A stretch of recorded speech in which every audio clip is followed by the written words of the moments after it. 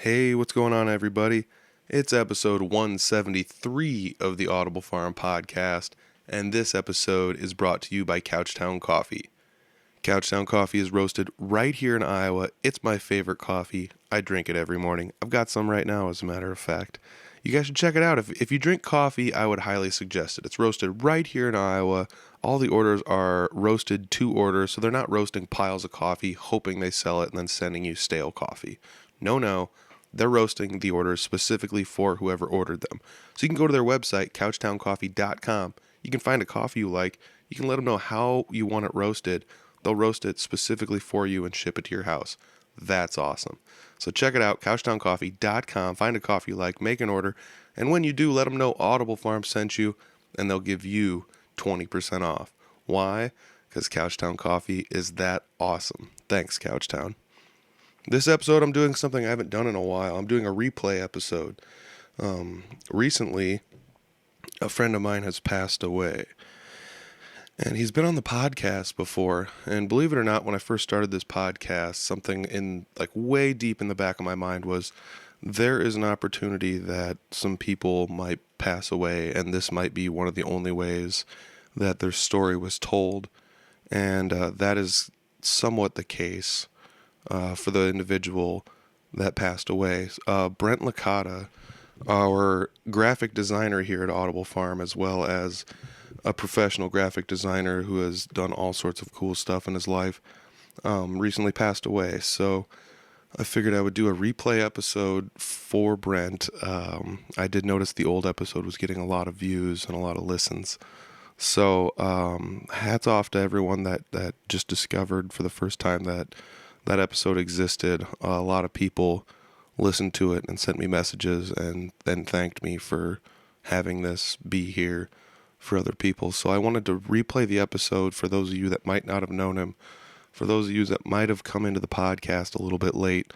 This episode was originally recorded in 2019, and he was one of my best friends. We'd hang out quite a bit. It seemed like just about every time he came to town to visit his parents, he'd swing by and say hi. So I'm going to be missing those days, and anybody that's bought any merch from Audible Farm, all of the graphic design has come from this person. You know, Brent was super, super talented. He did a lot of the stuff by hand and then transferred it digitally that way instead of doing it 100% digital. So he had a really, really unique way of doing all the stuff that he did, and he was such a special person. So I wanted to take another week and kind of get this episode back out there for people that may have just started tuning into the podcast.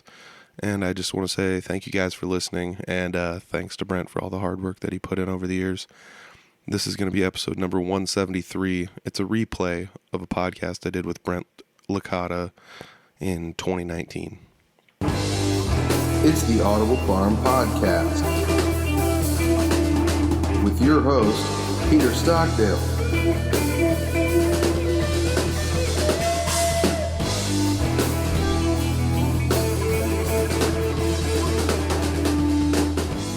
Sitting down with Brent Licata, and you are actually the guy who does most of our graphic design work here at Audible Farm. You and I actually went to school together, and then the first time I went to college, we went to college together for a while. And you stuck with it, and you're actually a graphic designer, so it's a pretty cool thing. What do you do?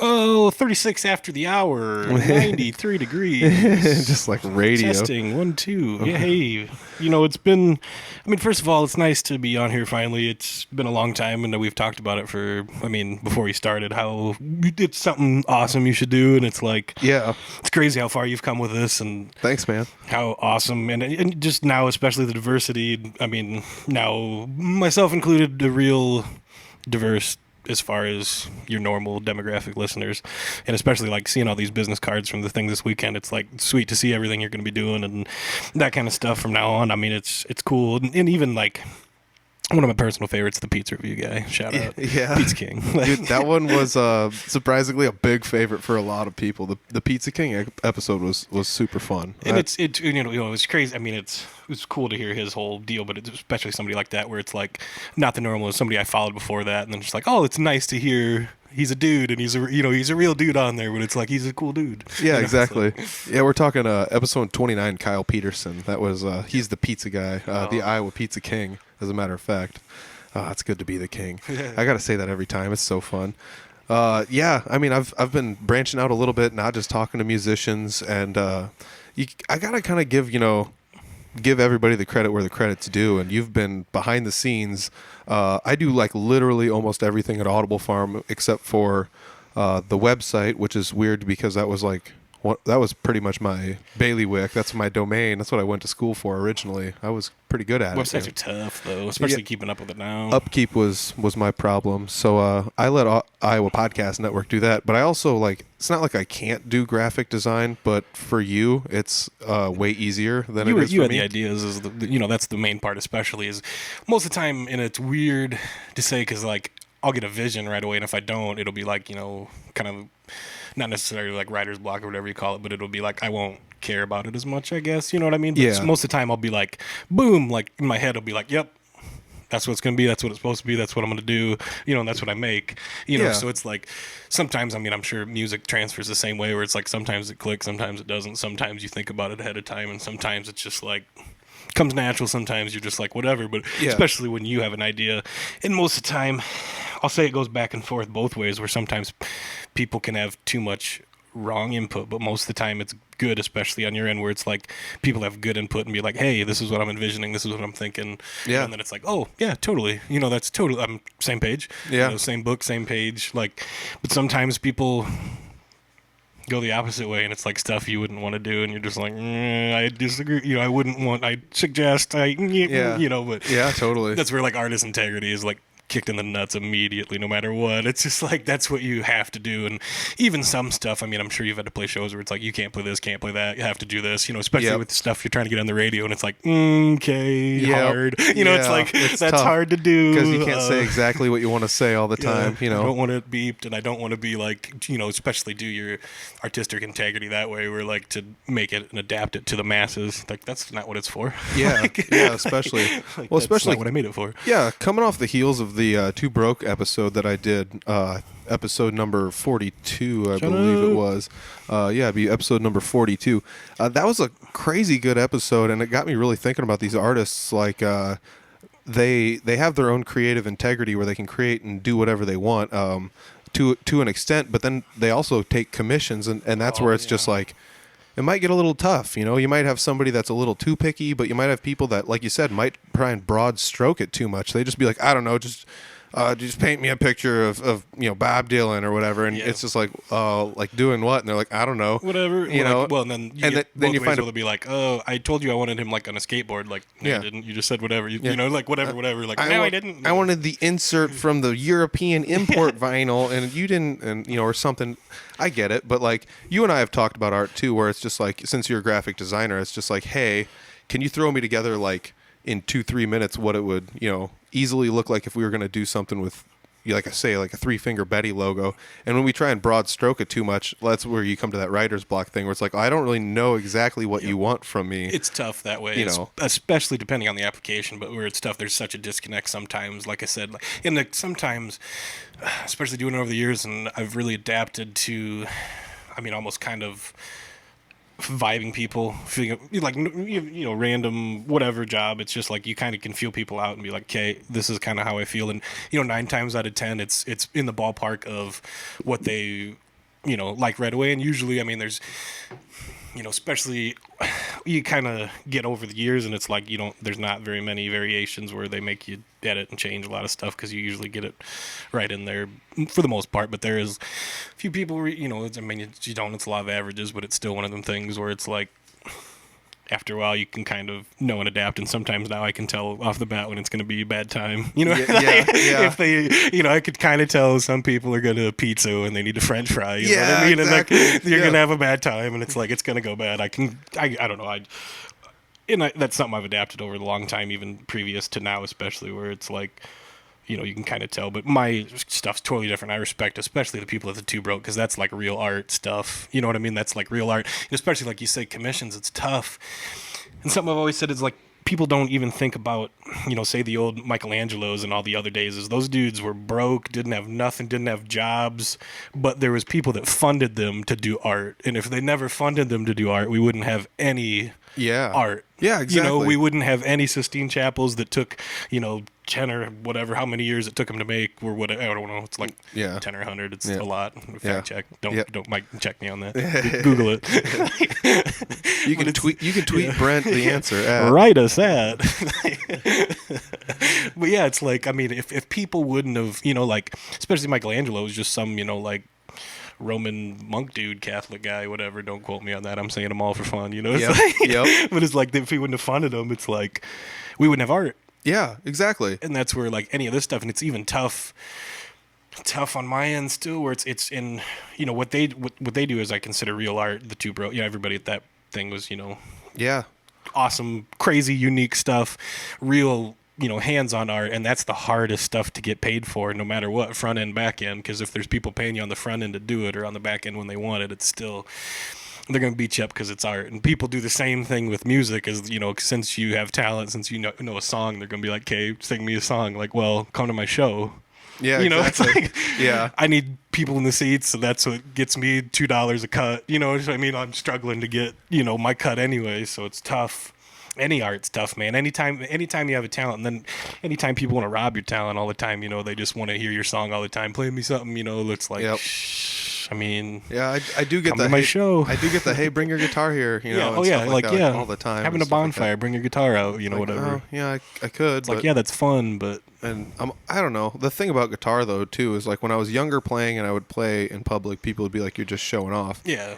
So then that extrapolates to it as an adult. It's like you don't want to be that hacky guy that's playing Oasis at a bonfire. You're just playing piano, man. Oh yeah. It's just... I don't ever want to be the bitter guy either. It's just like, comedian tell me a joke, like, and then gets you F off, man. No kidding. Yeah. I don't want to be like, draw me a picture, like, be real bitter about it. But it does get to that. Sometimes, especially some people, they milk your talent and they want you to do it for free and fun, and it's like, I got bills. That's the hard part about any type of art, is like, I got more bills than you do probably, and I travel more, and I spend more ahead of time, and I buy stuff ahead of, it's like, exactly. Especially people with physical art, they got to go out and stock up on all these supplies and stuff and have it on demand. Well, and it takes toll on you. I mean, shows take forever, like long late nights driving back and forth, like lugging equipment, like it's stuck, it's like. Yeah, that's the thing that's starting to drag on me, is lugging equipment. It's not like I don't want to do it, and it's not like I won't do it. Well, I mean, looking all around at this professional plethora of equipment here, that's like, lining an entire basement. Yeah, it's there's like 1 amp, 2 amp, 3 amps, Amp's not really the term. They're like stacks. Yeah. That's the thing though, is like previous of the larger equipment you've had in here there's a reason that all this stuff is here. It's because I used to have a cabinet and a head at every practice pad, and I used to be I'm still in 2 bands, but we used to be located in 2 places, so I'd try and leave something somewhere, so that way I wouldn't have to drag it across the state every now and then. I still really, you should always be a van guy, van band. You need to really, I want to be a van man so bad. That would be awesome. The Gene Walker episode, he talked about hanging out in a van for a while, doing the tour thing. But yeah, like right now, it's the only reason it looks like there's so much stuff here is because I just brought it all here for this occasion. It's all eventually going to go back to the locations they need to go to, and don't be modest. It looks cool. It does look pretty powerful. But then you forget stuff out too. Like, you have stuff out, you want to roll your eggs in one basket. Like, everything together. Yeah, it's kind of tough. It's crazy. You were talking about these 2 broke people being like the real artists, but I remember you doing drawings back in the day when we were growing up. I want to say like when we were growing up, but like junior high school, you'd be like drawing like race cars and things like that. I forgot this was about me until you. And we've been talking for hours before this, so I kind of forgot this was. My turn. You and I have awkward about. You and I have long, epic conversations about things, and neither one of them are really about anything we're doing. So and that's where therein lies the beauty, and I feel like And I mean, I've even said before, even when we used to talk before, basically a conversation podcast, like, well, that would have been a funny episode that I would have definitely downloaded and listened to because it was like 1,000 topics and 1,000 different tangents and, Yep. Just quality conversation in general, especially. I mean, some of the stuff we can't have references for now because, Yeah, it's 2019. yeah, definitely 2019, and, we can't really talk about sitcoms and what have you, unless we butcher them, because I mean, we will anyways, because memory, so we can't get sued either way. Unless it's Seinfeld, because I can tell you, that's what was my mind. Everything about every episode that happened. Larry David, please. Yes. Oh, love it. Please don't write us. But yeah, where it's like, I mean, we've had so many things that way where it's like, I mean, especially comfortable conversations where it's even this. I mean, I've been dreading doing this since before you started recording and trying to get me on this, which has been now over a year at least, right? We're getting close to a year. Right. Yeah, almost. I think 52 episodes. I mean, 52 weeks in a year. And it's something we had talked about for so long before that we're like, man, we should have just really recorded this while we're just, talking organically anyways. Yeah, where it's exactly. like, have such, quality convos that way where it's like, man. Well, it does feel a little different though. Like, I wonder how people. I haven't had anybody do a portable and then do one in the studio to see see if they have like a preference or something. But I do feel like once you sit in the studio and you put the cans on and you got the microphone in front of you, and it's real because I was worried about that too. Just having a car convo, even if we met in the middle or something, someday where it's like, drove and met in the middle and just sat in the car and just like I feel like, I mean, the car would be more organic than trying to do anything else, but I mean, this is professional, although I will say that we definitely need to sticker this table still. And I would love to just douse this table in the basement with stickers. It would be pretty fun. But I still feel like even this, but it's funny to say and it's hard to lug. I mean, even this equipment wouldn't be that hard to lug around as opposed to the equipment that's behind you that you've lugged around for years. That's the guitar equipment. You know what I mean? The other thing is I brought every drop of podcast equipment I had with me because I didn't know how I was going to do it at did you Two this Broke weekend? for the Arts Festival. Yeah. I put it all in 2 bags, and like I'm talking like 2 carry-on airplane bags. Like they weren't big ones. It's like how did I like rollers? Shoot. Yeah, how did I fit all this stuff into just like That's crazy. 2 easy bags? Yeah, I guess I didn't think. Are we dating this? Because it is June 30th, 6:49. It's a sweltering. We've got a heat wave going around in Iowa this weekend, and it's like 100 degrees right now. Yeah, we ducked outside, and my car said it was 100, and it's like, all right, let's go back inside. It is just terrible. Oh man, yeah, and this is we're recording this like fresh off the heels of me going to Two Broke for the Arts Festival Fest, and we did have that's another thing we were talking about. Like we talked for like an hour and a half, 2 hours before this. And that's why I didn't even think about trying to remember topics, but still, I mean, it's one of them things. We already went through all the Two Broke for the Arts Festival Fest stuff that happened, and it's kind of funny you say you're like, oh, I forgot this was about me or whatever, because that's pretty much how all of our conversations go. Oh yeah, it's just. I mean, we had the Couchtown Coffee why talk. They're supposed to all be about me? We've had the maybe changing the logo talk, etc. and stuff like that. And that's another thing that I think is pretty cool because I was Shout out to the pig. Yeah, dude, the pig gets so many. Shout out to the Flatlanders back home because they do love the pig out. Well, not home. This is home, but back Sanborn area. They've adapted the pig with everything. I should bring the pig out more. It's your pig over transfer to them. They have pig nipple tattoos. It's really ugly.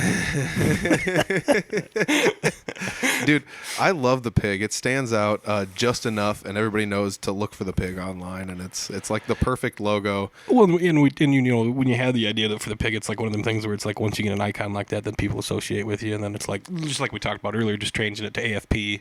Mm-hmm. Shout out, change it to AFP. People follow it. Yeah. Like hashtag AFP. Yeah, hashtag. But yeah, I mean, they're gonna go with the pig, the icon, especially something like that. People associate a lot of icons and funny stuff, where it's like, yeah. Well, as you got a water bottle here that's just doused with stickers, and I mean, I see Chris Farley. Everything is better covered completely. With stickers. There's the Stig. There's Macho Man. There's Dave Chappelle. Bubbles.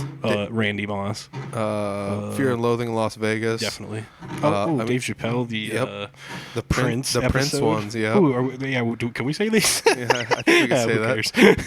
We can't keep saying it. Also, is that another Chris Farley one there too? The Mick Foley style. Yep. Also for the boys. Oh, that's good stuff. Yeah, you got all sorts of goodies on there, and Always. like you said, there's a bunch of companies on there, and easily by their logos and stuff, you recognize what they are just based on the logos. That's one thing I just got to say, like, huge shout out. Like, the pig has been with us since long before Audible Farm podcast was a thing. Like, people, if you haven't heard the story, you can go back to like episode 0 and listen to that. There's other episodes I've done where I've talked about it, but like, this was literally just a YouTube channel where I had recorded bands and threw their sets online and stuff. And I was like, I need a name for this, and I need to, because I was just doing that for bands anyways and giving away all the content. I'd kind of forgotten about that. That is definitely how it started. Yeah, and I just made a YouTube channel, and I was like, I'm going to call it the Audible Farm because I'm farming a bunch of content. At first it was just audio, and now it's audio and video. And I thought it was fitting for a podcast because it's literally just an audible form of things. So that's what the Audible Farm podcast is all about.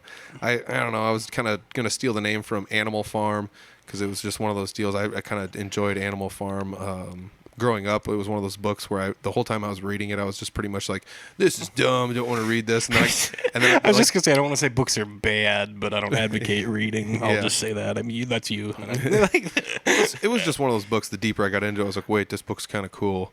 Wait, this book's really cool. And then, like, I don't know why I like it so much, but I just kind of was like, that's what we're going to have something out here. Because, it's just a bunch of animals out here. And we're out in the rural areas anyways. So I was just like, let's just call it Audible Farm, because that's all I'm doing is just farming up content from all these different locations, talking to other people about stuff they have going on. And I'm just kind of building a giant community. And I was like, what kind of fits with that on the music front? And I was like, how about like a pig? Because, Animal Farm had pigs that kind of just took over.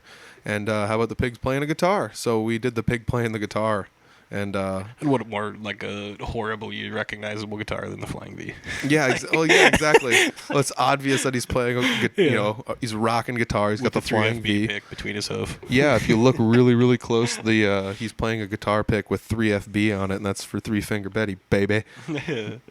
There's only one Betty. I don't know if you know that, but it's 3-Finger Betty. That's who it is, and that's one of the punk bands it's the punk band, the punk band exclusive. Yes. I mean, Blink-182 is also on tour, but you're not touring with them this time. So it's like they're back, but they're not on tour. Yeah. Also, I gotta say, I put my lanyard on just so I could show you not to. I mean, lanyards are stupid, but you need them for your keys. Yeah, you don't lose them. Yeah, little known fact: I lost a set of car keys. That's the worst. Is it worse losing a wallet or keys?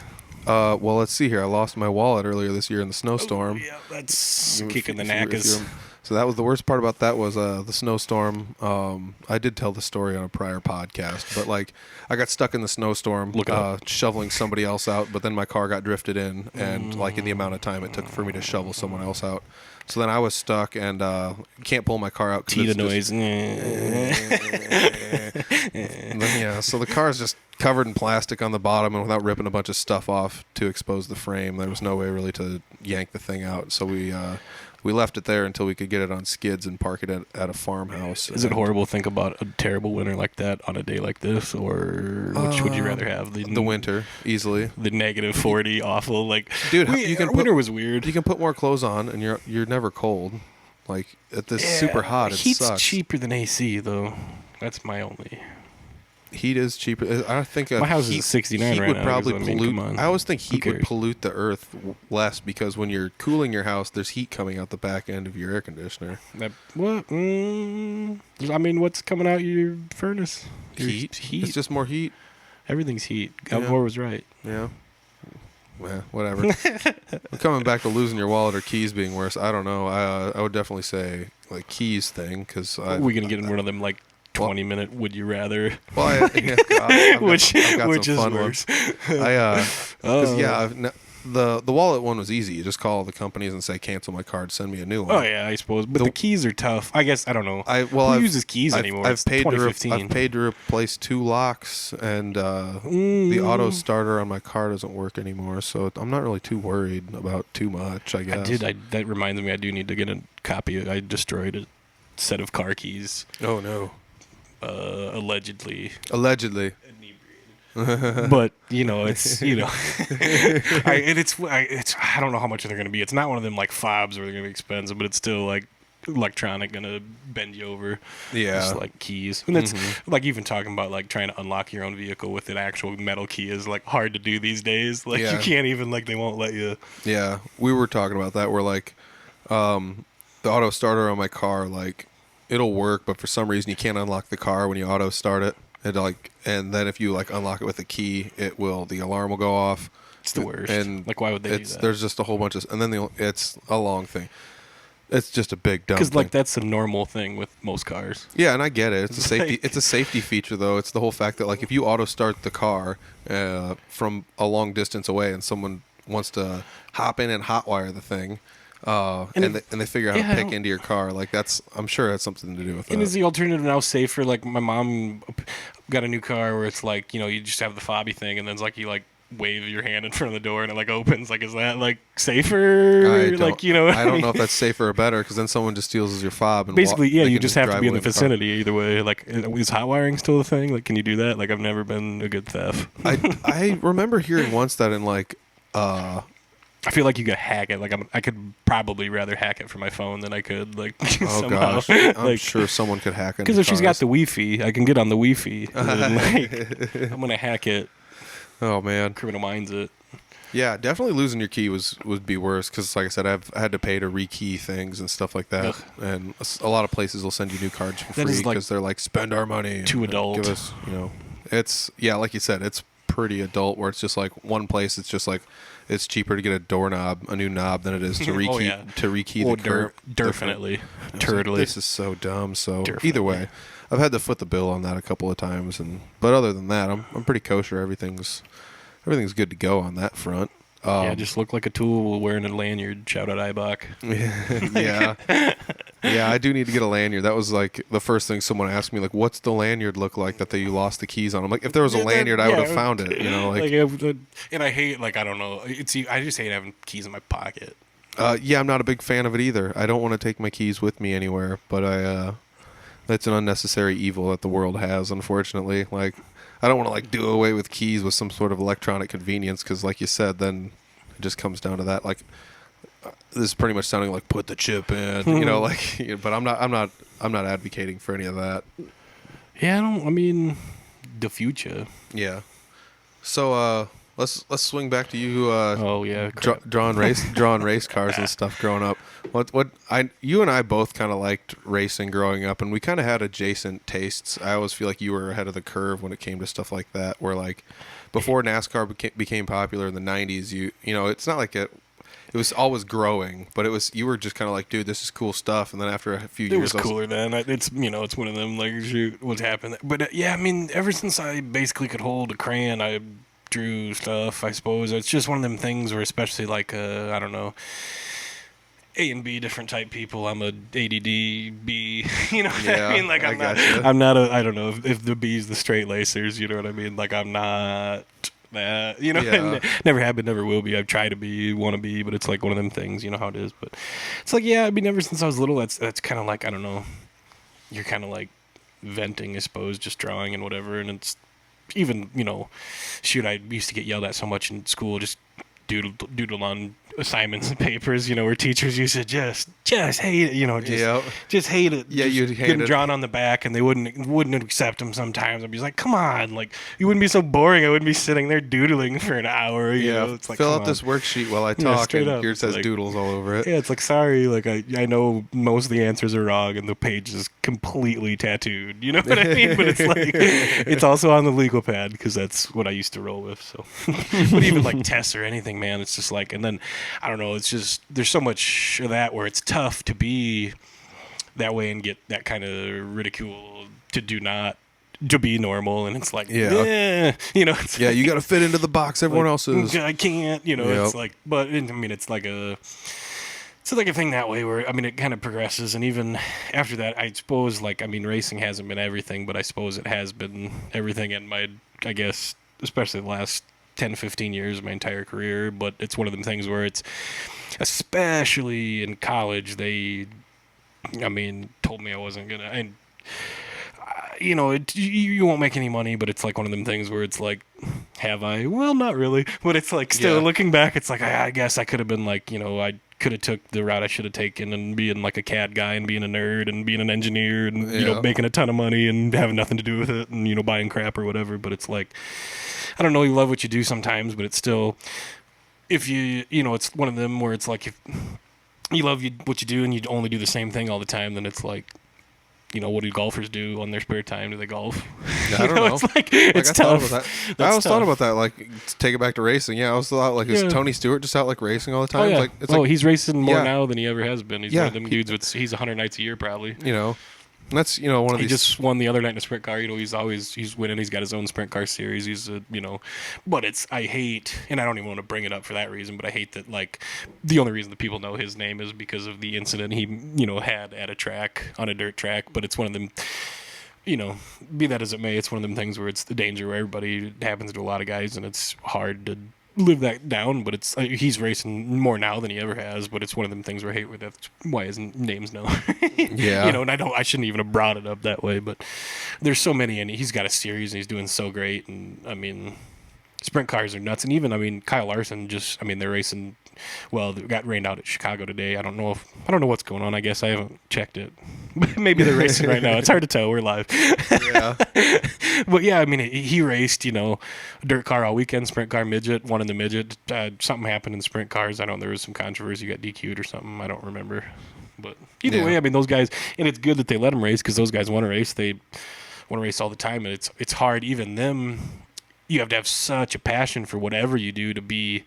Even that especially Cup, they're at the top of everything, whatever they could do, but he doesn't consider that the top. And most guys in my world consider sprint cars or late models and dirt as the top, and no matter what, you can go up and you can be in, it's the equivalent of almost, being like a varsity or, NFL football player and go playing varsity or going down just for fun. It's like, why would you, but it's sometimes different football. They want to do it different ways where, I don't know, there's a lot of that where I don't believe in it. As far as going down and like going down series and beating up, that's another controversy, but it's still to have the passion. I want to do something all the time. Cause even if you I don't know if I'd do bands or accountants, but what if you're an accountant and did accounting on the side? It's like you gotta love accounting. My boss is a CPA, and it's like, is he sitting at home playing like an accounting phone app game? Is there like a phone app game that's just TurboTax Xbox edition? Yeah, it's like Roller Coaster Accounting Tycoon or something. Oh my God, yeah. Where the Sims, it's like that is the whole different ball of wax where it's like simulations of real life where it's like, I'm a trucking simulator, and the trucker's like, why the F would you want to be a trucker on a computer? It's like, well, because it's cool. Well, yeah, I definitely always think, though, that, like, if anybody's literally good at anything, I feel like you're good at it probably because you like it in some aspect. And there's so many people that do stuff that they're good at, and they're like, I hate this. It's like, I really don't think you do. I just think maybe you dislike some situations you're in sometimes. Shout out Lady the dog coming in the room. Oh, hey, lady's making another visit on the podcast. Cameo, lady. Let's get her mic. Oh, man. Oh, you go, girl. This is going to be weird audio if I didn't say the dog was in the room. Yeah, ooh, you go, girl. Yeah, that's going to be a soundbite. Oh, yeah, I don't know if I can reach your belly scratchers. Get to your scratchers. Oh, you go, girl. Anyways, what were we talking about? Oh, we were talking about you drawing stuff. Okay, here's something else I was thinking about. Like used to lady exiting the room. used to draw like race cars and all sorts of other things. Like I remember you drawing other stuff too. But then I remember when like computers became popular, you started doing graphic design stuff on computers and like doing. Okay, this might sound weird, but you like raced cars on the internet on video games, and you would put like make the cars look like either real cars in the fact that they had advertising and sponsorships and things on the side. Or like, especially that's what drew me in as a kid, and especially now, with raps. But the scheme of the car is the only thing that associates you with, fan or whatever to, the driver don't care. He don't know what's going on. Like, it's the only thing extension from the driver to the fan is what the car looks like. Everybody knows what Richard Petty's car looks like, Yeah. Oh, yeah. Yeah. You don't need to know anything in racing. 43. Yeah, you don't need to know anything in racing to know what Dale Earnhardt car looked like, because that's, you know what I mean? It's just, that's what it is, and that's how I got Drew as a kid. And it's funny because it came up on my Facebook memories today about something that's I don't know, how many years ago, about Richard Petty and Jeff Gordon's rainbow scheme. Richard Petty's last race was 92 Atlanta, and that was Jeff Gordon's first race, and that's what got me hooked completely. Is because I honestly see, the cars now. I mean, then paint, the liveries they call it in Europe, but the wraps, whatever, the paint scheme, whatever you want to call it, is like that's what draws you in, and that's like, especially as a kid. I guess, I suppose from that 92 on, that's like all I did was like drew, 90% all cars, just thousands of cars. And I found a lot of drawings that my parents had saved, a couple months ago, which was crazy. I didn't know they saved half of them. And some of them got wrecked in the flood we had a few years ago, but it's still, there was a bunch of them. And it's like, it's crazy how even that, obviously a lot of them were half done and scatterbrained, as most of the stuff is in my life. Yeah. And it's like, I remember all of them. I remember, you know what I mean? I remember. That's crazy that you remember that vividly, actually, like making every single one of them. And it's, I don't know if I wouldn't have remembered them all as if I wouldn't have seen them, but I still remember, obviously somewhere in my brain as foggy as my memory is throughout the work years, but it's like, it's like, especially that stuff where you can hear, smell, hear sound, take you back to a place, but it's crazy to do something like that, where even, I'm sure you have the same thing where you've found old song books and lyric books and that kind of stuff. Yeah. You're like, holy crap, I remember exactly the day where I wrote this and how crappy it was and why this is so crazy or whatever, or how awesome this was or the tune I got. And it's like, yeah, when I first started learning guitar, I wrote stuff out to make it as easy as I could understand it. And when I come back and look at it now, it's just like, that's so whatever. But you remember the tune probably. You remember what you were trying for either way. Yep. And no matter if it's good or bad, especially that or lyrics, where it's like, man, that's crazy. Mm-hmm. But yeah, and it's nuts. I remember you were, on your Snapchat account, you had you were posted a bunch of those older pictures that you had. And it was just like, these are cool. Probably the most complete ones that were still left, and I remember a bunch of those doing them and how much time. Because I was always the same way with anything, even like model cars. Is like I would always do the body first. I would paint it, and I would do the decals. And my dad would get so mad because he'd be like, "Now you're just gonna have another one that's like sitting here with a body, and you're never gonna finish like putting the chassis together, or the motor. And it's just gonna be another one that's like boxed up, and you're gonna have the body done, and they're just gonna be sitting here." And that's how I was with everything. And I used to, redo all my Hot Wheels cars and shoot me and Jonah Divig used to do that with cars, and we'd like make our own stickers and put them on bikes and little cars and Hot Wheels, and it's like we used to cut them out from magazines and like glue them on, and that kind of stuff, and wrap them. And then I used to do all that stuff, and it's just like, it's crazy to think, especially, I don't know, and it's good to reflect on it now because it's one of them things now, doing it for so long, I don't know, I don't want to use bad terms, but jaded to it, you're normal to it, you're kind of, it's your normal job, so you don't really think about it, but it's one of them things where looking back, it's crazy to do anything, even with music, it's crazy to do anything that's a boyhood dream of anybody's, to be a baseball player, to be a hockey player, to be, whatever, to be, even be, that in any capacity, anybody that's doing amateur football or playing, even that or doing little shows, still playing music, it's like, God, I regret giving up guitar. You know what I mean? I loved, my fingers, I bad arthritis, whatever, but it's still, I'm going to get a good guitar and play now because I don't give it, I still want to do it because I missed it and I loved it, and it's horrible, and I wish, it's so cool, like, for you to stick with it, especially to have something, it's just like, anything that anybody does, just like I said with golf, it's hard. The flip side is like, what do you do for fun? It's like, well, if you still love it, you do that for fun. Exactly. But it's tough that way where it's, God, could you imagine like a golfer and like he has a kid and then they're like, what do you want to do today? It's like, let's go out and play mini golf. And then the dad just crushes everyone. He's like, I'm 9 under today. And everyone else like, the hard another part. hole in one for dad. Hooray. Like, in your face. That probably happens more than the latter, where the son gets better and wants to do it. But it's one of them things that's better than wanting to come up in something bad. Yeah, exactly. To follow my footsteps into something something worse. Like I mean, just think of racing because of that. Because most people don't want to have the danger for their kids, but most of the time it's too late because you bred your kid, and your kid's gonna love it either way. So it's like, well, I guess the biggest stigma today is kids playing football. Ooh, no football. Yeah. Like pat them up. Football's bad. Yeah, but to go along with that racing one, Joe Rogan did a Dale Earnhardt Jr. podcast, and they talk almost exactly about that same thing. Oh yeah, because he's a concussion dude. Yeah, definitely. Dale Jr. was just like his dad growing up and stuff like that. And I don't remember. I've been listening to a lot of because Junior has a podcast now. It's very good, and I was never a fan of his, during his time, just because I'm not a fan of anything popular. I'm just a nonconformist that way. Where if you're popular, you know how it is. Like if there's a song like, oh, you like it, I hate it now. Just like, ugh. Yeah, dude. Like, ooh, I like this band when their first album came out before anybody knew who they were. Indie bougie, like. Oh, but it's like, but yeah, and I was never really a fan of it, just because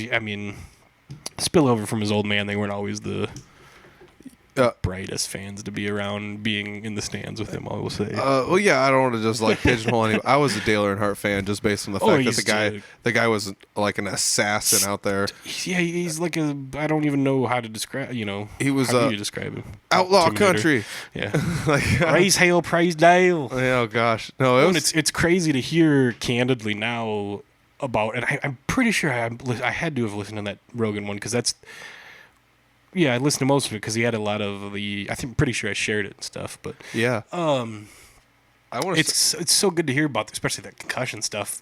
His truth now, because he even said he smoked cigarettes for like 20 years. You would never have known, Dale Jr. Exactly. You would never have known, like, because he didn't smoke them in front of a camera ever. And it's like a lot of them guys did, but still, you never really knew. But it's like, it's crazy to hear, candidly now him and his dad were never even cool. Like his dad never even acknowledged him until he was like started racing, and he never helped him to get into racing. And it's crazy because you just assume father son he's going to help him do it. He never even really gave him a car. His uncle had to like push him to get him in a car of his dad's to drive. But neither here nor there. Yeah, exactly. Another tangent going on this. Well, that's what you and I are. Check out good the Dale for. Jr. download, but this is not what this is about. No, but that's what you and I are good at, though, is starting up a topic and just having a good conversation. Yeah, and I'm sure this will be a long, rambling nothing, but like I've said before, and I don't feel like I am a quality interview, but I feel like I'm going to be a quantity interview just because of all the long conversations we've had about nonsense and everything. It's just going to take like 8 of them just to get nailed down to like, oh, what was going on? What were we even talking about? We talked about like 6,000 things. Current events. You want to cover today's news? Like, what do you want to talk about? Let's pull it up. No. No, but it's like, that's one of the things though, is you and I having these conversations was one of the things where like, I like to bounce ideas off of you about like either what I'm doing in bands or like stuff like that. And you're just good at bouncing ideas back and things like that. I'm the general masses because I'd like dabble into everything but don't know nothing about nothing. So like, well, it's just good to have those conversations with somebody. Then it was just like, like I was debating starting a podcast and you and I had talked about it and you were pretty much just like, well, this could be a podcast. Well, yeah, It's just us talking and it was like. And after that, it was like there were so many of them. Like, well, these are all, it's like, man.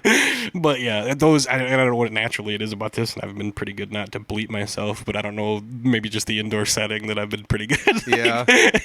That's the only hard part. Because usually you and I aren't sitting across from a table with headphones on and stuff. And I'm usually not, my eyes are always darting around a room anyways, but that's where like people can't see or that don't know me that I would need to have like, I don't even want to say a fidget spinner, but something to do while I'm sitting here. Like, I'm just like screwing with everything on the table. And like I guess if this keyboard worked, I would be in bad trouble because it does. And I wish I had a dummy one just so I could be like clicking.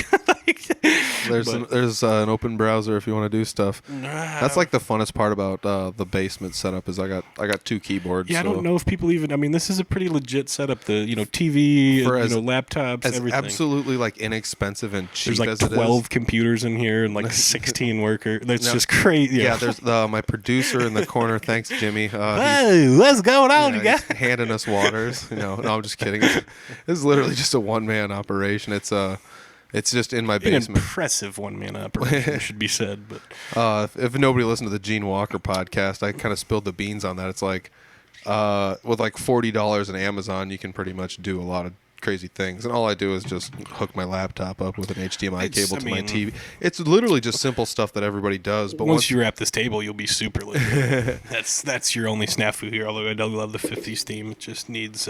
Yeah, well, that's the thing is I just want to go cheap on everything because it's a low end operation. It's cheap is still classy, bud. Yeah, well, it's still a classy. It's just an old used table someone was going to throw out. And I'm like, I'm taking that and putting it in the basement. It's a vintage awesome table that if you put it in like an antique shop would probably be like a good 300 bills. Exactly. Well, that's one of those things. Like I drove out to San Diego and saw they had a shop like that. And it was my gosh, probably every shop. Yeah, we took all of the windows out of a house and put new windows in it, and all the old windows were like storm windows, and nobody wanted them. I don't know why. So we just junked them. And then when I was in San Diego, I saw a shop out there, thousands of them. Yeah, and they had like all these different thousands. They had all these different sizes, and the cheapest one they had was $50, and it was like, I mean that's location though, you know. Yeah, like, well, shoot. Out here in Old Farmhouse, everyone has them, but out there, like there's no old weighted like windows. You could have lugged them there for, you know.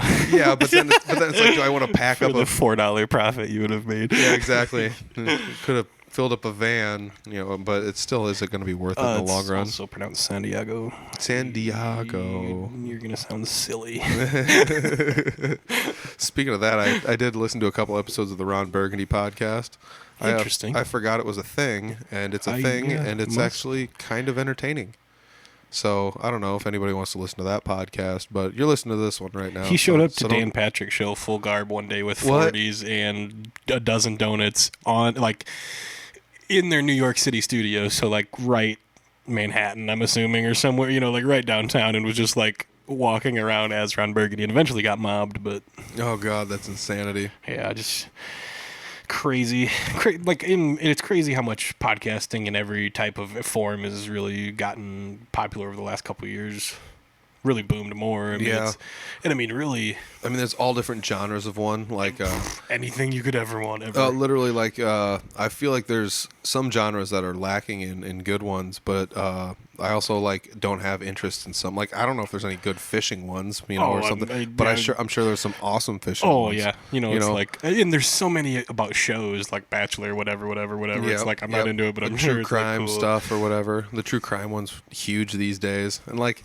I didn't really want to make this like a worldwide huge deal. I just wanted to give back to the community that I spent the most time in, and that's the music community. Yeah, and it's good and bad that way, because I even now I forget, like, until, you know, when you said the story earlier, because it's like, oh yeah, that I totally forgot. Like, you were basically, you know, just with following the bands, and that's kind of how it started. But now it's like I said, it's crazy to see how far it's come with everything else, and like all these cards in front of me, the different, you know, varieties. And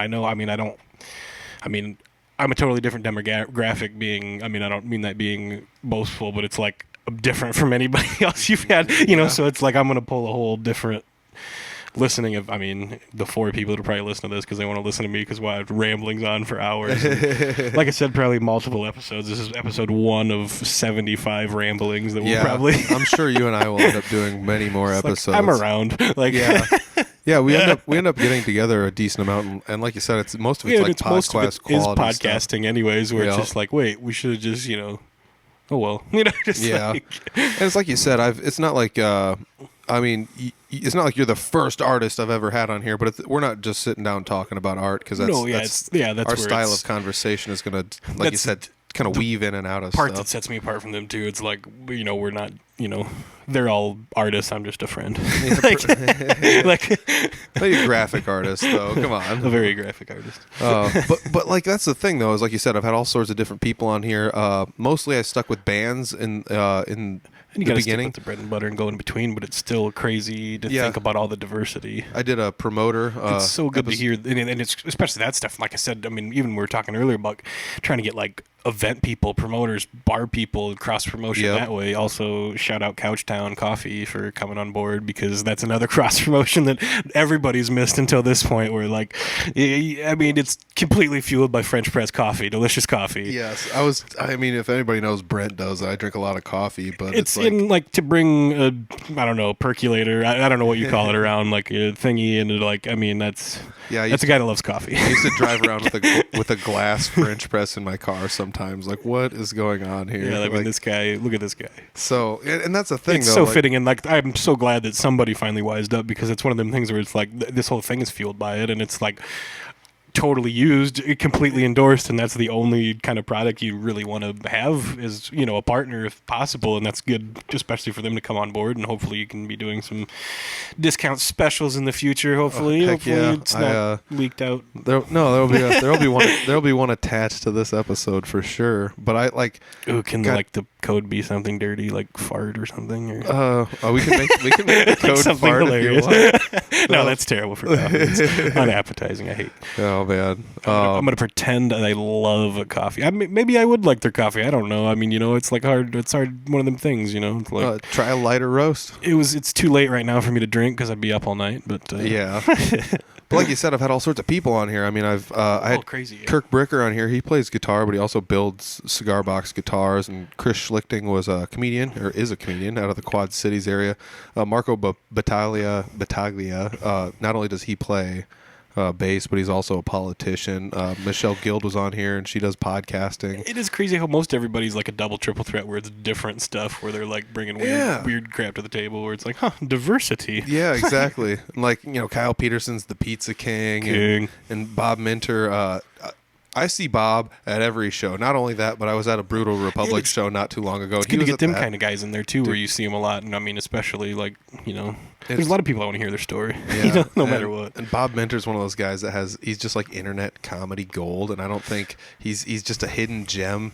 And people don't get out there more. Oh, yeah, dude, people don't know how funny Bob is. Like, you gotta go check Bob Minter out online. And of course, you know, episode 31, Eli Dykstra. I'd been originally, I mean, he'd been trying to get me to do this for a while, but originally I'd went to one of his shows, on his, would have been 17th birthday, was it? Or yeah, I think it was 17th birthday. Yeah, and I mean, killer.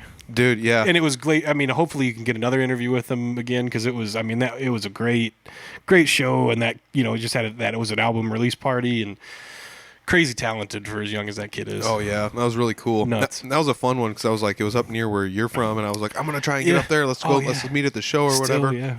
I couldn't go, and you still ended up going, and you were like, dude, this kid's awesome. And I'm like, you know, that's what name it is. dropped, and he knew, and it was good. You had him on that next week, wasn't it? Yeah. It was like the next week I had him on, you know, and I was just super stoked about it. Yeah, it was. I mean, it's odd, even that little weird crossover we have that intertwines that kind of deal. But yeah, also was at Rise Fest last weekend. That was a different. Nice. Skillet Friday. That was a good show. Heck yeah. Pretty big, but yeah. Also, I mean, even I hadn't listened to Kelsey's. I want to listen to hers, episode 38. I hadn't listened to that one yet. Yeah, that was a really, really good one there. And like, I even did one episode 40 with Hannah McClymans, and the crazy part about that one is like, she's kind of played guitar a little bit growing up, but like never really got good at it. And then me too. And then she was just like way worse than her, I'm sure. Well, she was just like, I'm awful. She recently like picked her guitars up and started playing again, and she got good enough to warrant not using like a beginner's cheap guitar. So I like helped her find a used guitar to buy, and she bought it. And that one, that's so fun. Even that, and I know you've given lessons over the years, and I still do a few. Yep, still doing lessons. Yep. Even that stuff's fun. You'll probably be giving me lessons again soon, because it's like,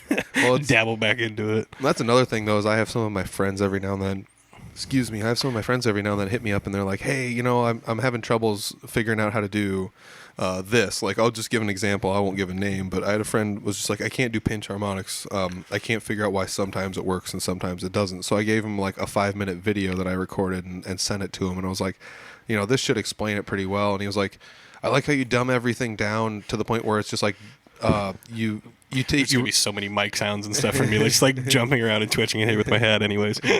But like, you know, and that's just one of those things I thought about, you know, throwing some like lessons on there, just some simple lessons. I mean, we've talked about it before. I don't think you can have enough content, and even like these smaller ones, like a guy like me, I think no matter what, even if these lessons ones are smaller, I would even like a little YouTube tutorial, you know, like just start doing those. It would be awesome, dude. I mean, I've thought about doing one on like how to set up an easy podcast setup and run that, because it's so easy, and I feel like so many people could benefit from setting up a podcast so their followers could help get to know them better. I mean, Or just be on this one. Yeah, probably would be better. yeah. Maybe do that later. Like I can't wait till like bands have a thing where it's like, all right, we're gonna set up a podcast and it's gonna be 10 episodes and we're gonna produce it really well, but it's gonna be the process of us making this album. And you should almost gonna- do some like right after shows and just have like a group if you could, and just be like, I've debated that, how'd the show go? because the Awful, like those terrible crowd, like good crowd, bad crowd, or whatever, whatever, however it went. But Well, like you said, like we were talking earlier, the one outdoor bug spray, gosh, yeah. that's something you don't really think about until Yeah, you're that- like knee deep in ankle bites, like yeah, it was wild. just getting after a bit, especially like buzz. Then they buzz around your face so bad. Yeah. It's just like Yeah, here's the crazy part. I go to Timbuk Brew. I was there with Shout out. shout out to Timbuk Brew. Hopefully doing some cross promotion there. Oh gosh, hopefully. I love that. I would be love so that great. place. I gave the owner some stickers, so I don't know if she's going to put them in the bathroom Stickers are the best. or just. Just put stickers everywhere. Yeah. Sticker America. But yeah, they're a really nice place up there. I went up there and watched went up there and watched Brutal Republic just absolutely rock the place. It was fun watching people who had never seen them before, and you'd hear them be like, "Man, these guys are so good," and it's like, just by the name, they sound like I want to listen to them for sure. It's so good. It's so good. I knew a ton of people there. Nick Earhart. Also, by the name of the bar, it sounds like I want to hang out there because, like, come That's on. right next to the train tracks in Clarion. It's so awesome. But like Nick Earhart was running sound from Riddle with Class. He was running the sound there, and I saw a handful of people I knew, like Bob Minter from one of the earlier episodes I did. I referenced him earlier, but like I said, it was crazy to see all these people just be like, "Whoa, these guys are awesome!" And then all the bugs hit, and it was just insanity. But the cool part was the owners came out and they had like baskets of bug spray. They were just like handing out to people, like, just spray yourself off, just like, here you go. I don't know why. I don't know how else. I mean, what do you do? Can you bug bomb it pre? They did post? have one of those It's hard like to- portable walk around and bug spray things where the guy was walking around and hosing the ground down. Just pretending. Just It's literally just a portable smoke machine. yeah, Like, yeah. That's what I always figure. I feel like in our building it's just sugar water, and they're just going and it's just like it's just like, man, there's bugs all the time. What are you even doing? You're paying them like $50 a time. Like, what's up? Oh my gosh. Come on. No, but it was a good time. They actually came out. They accommodated everyone really well for the bugs and stuff like that. And shout out to Brutal Republic. It was like they played for like 2.5 hours straight. The longest break they took between songs was like 15 That's seconds. nuts. And it wasn't until all these bugs hit at like 9:30 they were They were finally like, took all a right, breath and all right, noticed. who's got some bug spray? Like, it was, And after, like, because I mean, they're terrible anyway, just buzzing around. Like, could Yeah. you imagine the willpower Yeah, to just- just like keep and play? yeah, halfway through a song, just getting destroyed by bugs. What do you do? Like, you're a drummer, you can't Yeah. take one hand and start wiping yourself off. Like, nobody can. No, that's So yeah, it was a pretty crazy show. It's a fun time. Had a good time at Timbuk Brew. I'd like to go to a show with you sometime. You and I have never actually been to a show together. am terrible. I'm not worth going. This is what I do. I show up late. I stand in the back, and then I leave early. That's what I do. I am the worst. Oh my god. I am especially for one that needs to be, feet in the seats. I'm terrible for that because I can't go anywhere with anybody else because I'm just terrible at time. I just end up showing up alone no matter where I go and Yeah, just dude. like show up late. I know exactly. Leave early. Well, I know. I love that feeling because then nobody has to watch you walk in if you show up late I'm- because there's some other entertainment going on. I'm better than I used to be, but I'm still completely crowd awkward unless I'm inebriated. Well, I know to what extents, but I'm still even then. I don't like. Yeah, I don't like being around people as much either. But at the same I don't like crowds of people. At the same time, I'm finding myself weirdly more comfortable in it. Like doing the podcast, everyone has a positive connotation of me. Where like I think my issue with people is like sometimes I walk around, I'm just like, I don't know if these people like me, and it's like, it's not a good mindset to go into initially. But yeah, it's different now when they see you also wearing a tie as your day job because it is different. I mean, the school garb was also good, but it's still different now. Yeah, dude, I'll tell you what, it's kind of nice walking around with a shirt and tie and having a nice accounting job, et cetera, et cetera. It's kind of neat to have some of that sense of self-worth, I guess. And I don't know if like that's probably what drives a lot of these like antisocial things that we have or whatever. But like I just go places sometimes. I'm like, like I said, I'm just gonna hang out in the back. And I did a podcast with Alejandro Trevino, also of Brutal Republic, and we talked a little bit about it. And that was one of those things where I was just like, hey, I sometimes I just hang out in the back and don't show up to things on time, like jam nights and things. I like to just sneak in there, and if nobody gets to me, it's cool because I don't want to go out there and embarrass myself. But in the Gene Walker episode, Gene was talking about how nobody's really actually like that. They just want to see you out there having fun. Is all it is. You hit a couple wrong notes, big deal. Yeah. And that's even like you said, when you did that solo show for the Wine Walk or whatever thing the other day. I mean, that was fun too, just because you could do kind of your own thing, really, and then kind of like you said, you're gonna do some picking or whatever, and just do whatever you wanted and see where it went. That's kind of fun that time too, and that's hard with any type of art, is you put yourself out there. So no matter what, it's love it or hate it. And that's the worst thing about it, is especially somebody like my demeanor that's terrible at that kind of stuff. Super, super. I don't even know what you'd call it, like humble and cocky about anything. Yeah. I don't know what you'd even. I don't know. I'm just terrible. Completely unsure. Completely, especially about that stuff, and that's the hardest part, because that's my whole life. Is you got to put everything out there, no matter what, and it's hard if someone tells you what you want to do, and either sometimes they tell you what you want to do, and like I said earlier, it's like sometimes it's bad, and sometimes they tell you what it's better than what you might have done. Yep. Because even with this is, everything we had the first logo was a little different, but even this, with that direction of the pig, was easier for me, because exactly. it's like that's totally natural and easy, and that's what I wanted to do after thinking about it. You're just like, yeah, you're totally right, like let's do exactly that. Yeah. Where it's like sometimes it's like, but either way, it's like it's hard because you do completely put yourself out there, both regardless, and no matter what, like even those, it's like big shows, small shows, if you're doing your own thing or if you're with a group doing a thing, it's like you totally put yourself out there as an artist of any kind, and it's tough.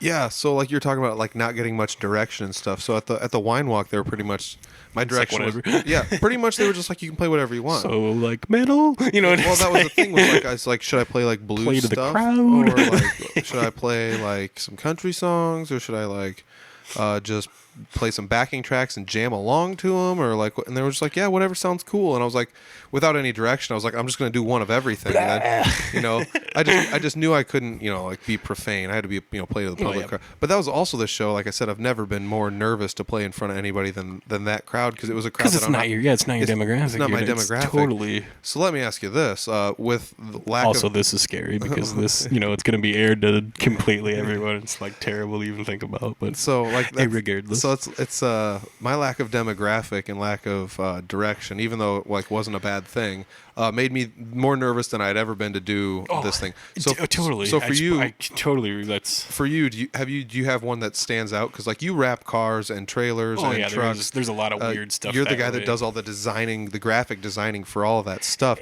Is there one that was the most nerve wracking when you were doing it because somebody just gave you a lack of direction, or say you were going to go way outside of your demographic and show your skills to somebody else, and you were just like, I wouldn't even put any of those terms in my own head. Those are yours. I don't. There is certain things that are more thought than that take more. That sounds bad. And I don't mean it ill that way. Like that, some are thoughtless and some take forever. But it's some things come more naturally to you, and others do not. We've kind of touched on that earlier. But sometimes there's things that take longer attention, that take a lot longer than they should. And some, I'll be honest with you, that there's some stuff that I've made in seconds and printed in seconds and done in seconds, done that day, done that hour, done that, and that was better than if I thought about it or would have thought about it for a day, a month, a week. Some stuff's better on the fly, and that's where, especially like I said, if you don't have a vision for something, if you don't have a passion for it, it's tough to get anything done. But it is some of those where it's just some are easy, some are tough. Where some of those shows are you wouldn't think different demographic is a totally, you gotta definitely do different things for you're trying things. Trying to figure out where you're going to fit in here, or if you do fit in. And there's so many diverse things where it's there's, I don't want to say different strokes for different folks because it doesn't fit, but that's, so many different things of different ilk where it's different applications, different categories, different genres. Everything's a little different. It'd be if you had to play, a bar mitzvah or, Yeah. like an actual, show in Des Moines. Yeah, exactly. Well, like, am I going to play on a punk bill with like the sleepover and hold for swank, or am I playing at a wine walk? And a wine walk is more conducive to a guy in the corner with an acoustic guitar. But I like to play a little bit of electric and blues stuff too, and not sing, because singing's not my bailiwick, not my ledger domain. It's not it's not my strong suit. Even though I can hold a tune. I just assume it's like a little Dave Matthews in the corner, just like that's what I'm gonna be doing. I'm just gonna be like sitting with the acoustic, just like chilling. But I wanted to put my own spin on it, because that's what it all comes down to. I just didn't want to be another guy, singing all the same songs everyone else sang on. You also don't want to be the guy in the corner playing Journey and just like we joked about that before. You're gonna do it, just like taking requests from the soccer mom, just playing like there's play Simple terrible, Man. Yeah. It's like, okay. Oh god. But like talking to the guy that yells "Freebird" everywhere, like terrible thing to do. Oh my gosh. But yeah, like I brought a decent setup with me. I brought a bunch of pedals and ended up like looping stuff together and making. Either way, it's impressive for the wine rooms. Yeah, that was the thing. They're impressed probably for any type of live music. Yeah, I can't remember the guy's name. I was super nervous there. He was helping out at the arts festival, doing a little bit of bartending there, and he was just like, there's gonna be a lot of people walking through here that can't do anything you're doing, and I like just listening to you like tune the thing and warm up a little bit. One person appreciates it out of the whatever that walk through. Like that's all I need is one person to like the same with anything, my humor, anything. Like if I get one person that's like, hey, I get you, like I feel you, like exactly. Thanks, man. Well, it makes you feel a little less awkward when at least one person's on your side. Acknowledges it at least. The cool part there's about so many that people was that would like say nothing. Yeah, well, this was a thing where people walk in and walk you. through and leave or whatever when they want to. But this guy was a bartender dude, so he just sat in the corner and he was there the whole time when I was That's setting. even more appreciative because you've seen, heard and seen everything from the night. Yeah, I get done warming up and he's like, "This is cool," and I was like, "Oh man, that's cool to actually have somebody say that." And, shout out to anybody that gives any of these artists and musicians and anybody that's doing all of the work, props, because I'll tell you what, it's not easy to put all this extra time in here, because I'll tell you what, like. Even though you're a graphic designer by day as your job, I still have to bug you in your off time and be like, hey, make me this thingy, and we even touched on earlier how it's tough and it's different with friends and that kind of stuff, like especially something fun with friends, like, this is totally excluded when it's like one of them things where it's like, the gimmick of play me a song after hours, whatever, but it's one of them things where it's fun and it's like, I don't know if we were even on the air earlier and I said, it's one of them things where art comes when it comes, no matter and that's where it's really hard, super hard to have a 9-to-5 type job where it's like, not technically 9 to 5, but most days it's whatever. But sometimes, we have days where we have to work longer, and I don't like to do that as much anymore because I've done it for so long where it's like, crap, I don't, it's like you kind of burn out doing it for so long, but it's like, it's crazy that way where it's just like, it's like when the passion strikes, you kind of got to just strike when the iron's hot. Otherwise, it's kind of gone. Yeah, you got to do it before it fizzles. And even, just like that train of thought before you brought it back. Yeah, I was like, wait, the tangent I went on, what were we talking about a second ago? Because it's like one of those things where, like, when you and I are sitting and we're talking about, like, I want to have maybe make the logo a little bit more like this and put this on there or whatever. And then you go home and do it.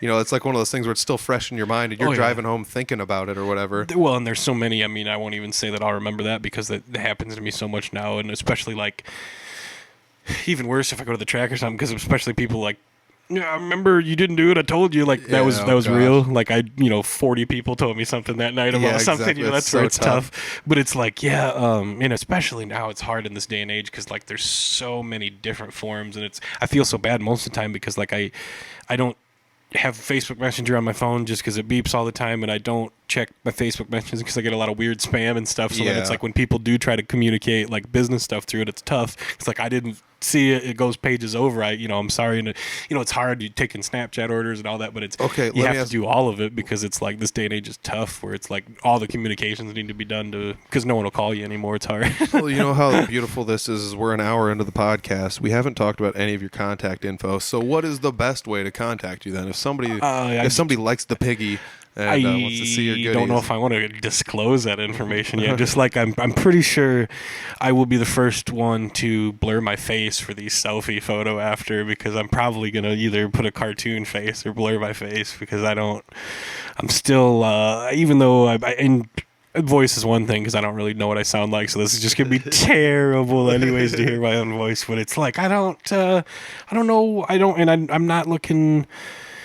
And I don't want to say it again, but I assume as awful, especially as it's been an hour of just rambling rants. I'm sure there's going to be more than one of these done, especially if I come back next weekend for the holiday. But there's, I don't know what I'm not necessarily looking to gain anything. And I don't think we've even got to an actual meat and potatoes of anything, but it's still, we've avoided it enough and I've been dodging everything enough now and so long. But it's, I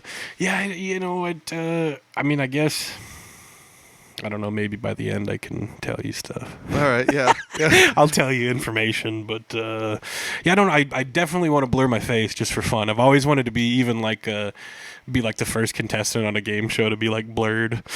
Just like, especially like a show like Big Brother or something weird like that. Like, and just be like, no one knows. Yeah, you can't show my face. You can't show and what if the people there couldn't see your face either? Because for a while I had like reflective tape on my glasses so you couldn't take a picture of me. Oh, that's crazy cool. I hate, and that's the weird thing. It's one of them.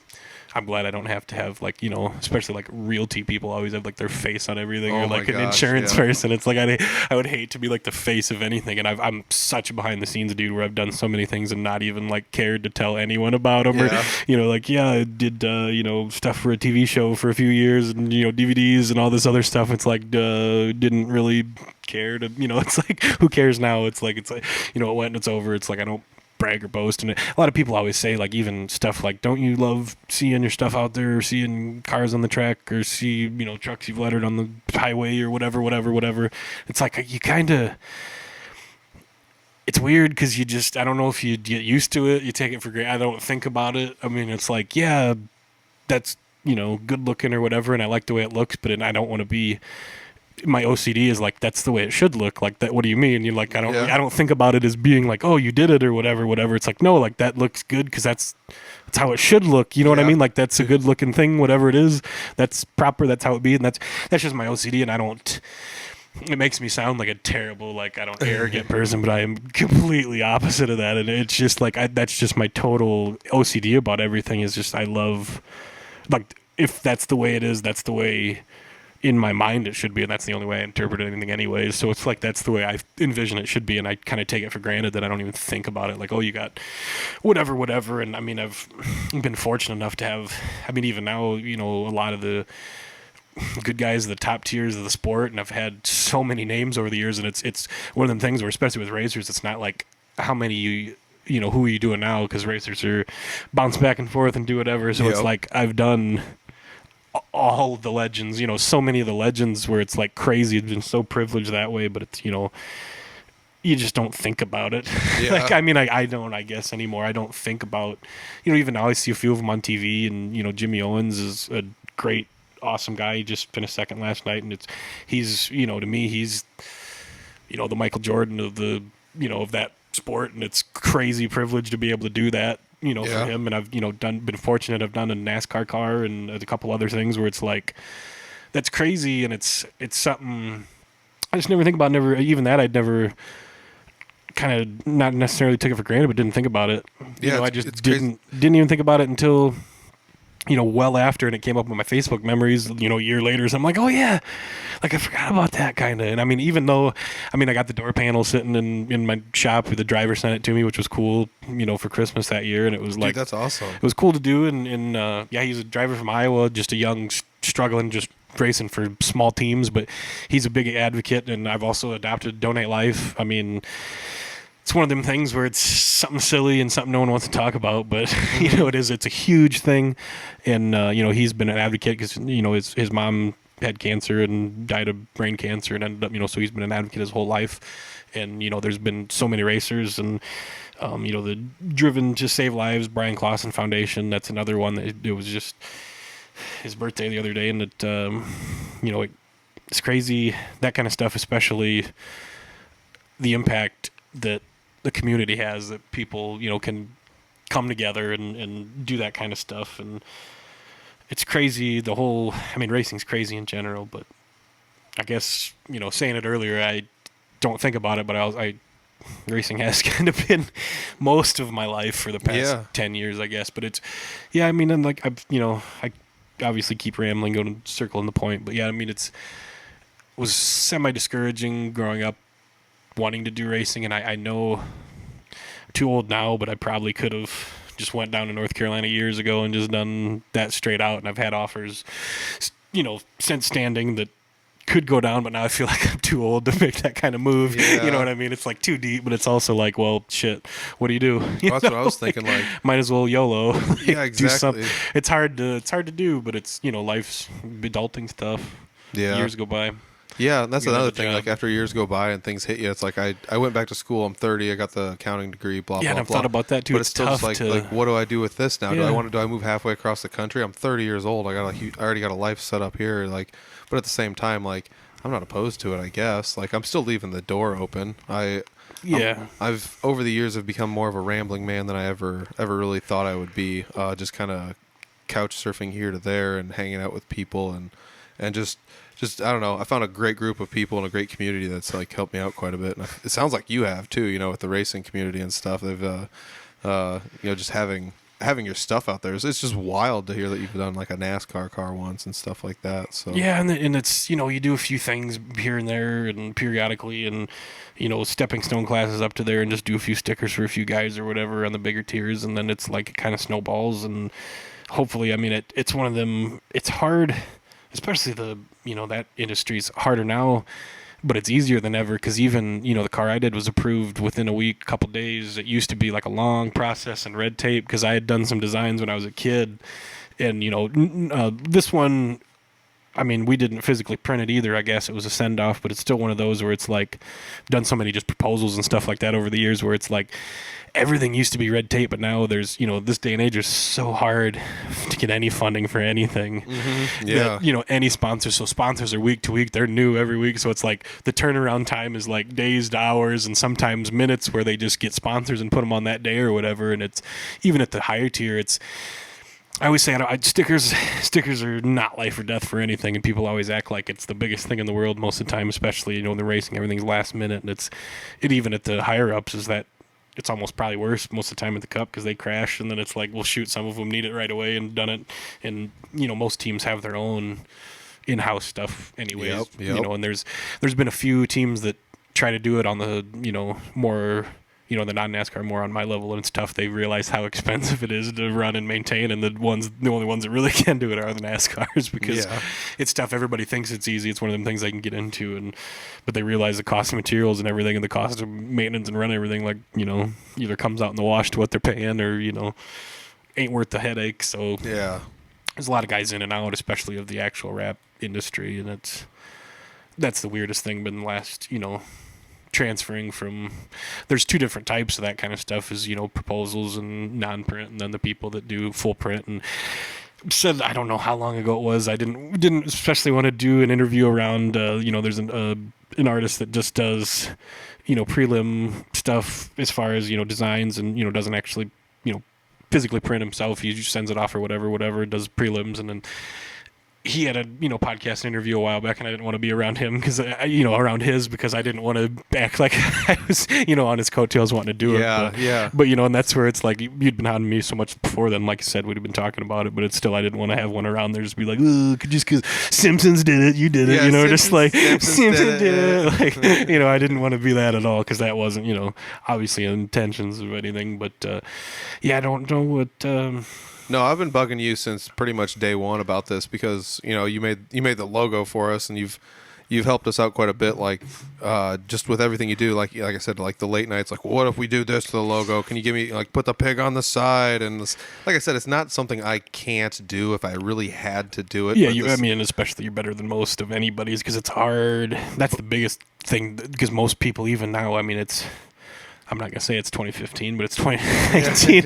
And, most people still come into contact with people every day that not only necessarily don't have a vision of what they're doing, don't know how to run email, don't know how to run and it's like one of them things, are you serious? It's like, I know you know how to do a lot more stuff than, it's like computer, especially where it's like most people, I don't know how they don't use computers these day and age. What do you mean you don't know? But I don't expect everybody to know either, but still most people and with phones, they can at least use their email, but it's also the less evil, because then all you get is like stuff from your phone and people nitpick your art, and it's like, dude, I know you're looking at your phone, just like look at it big, would you look at it? Yeah. Would you pull it up on an actual screen, and like, I know you just like got your dirty fingers trying to like, zoom in on your crappy, your, shattered iPhone, because that's what 90% of you have. Like, so don't tell me, it's there just because you can't see it or whatever. It's like, come on.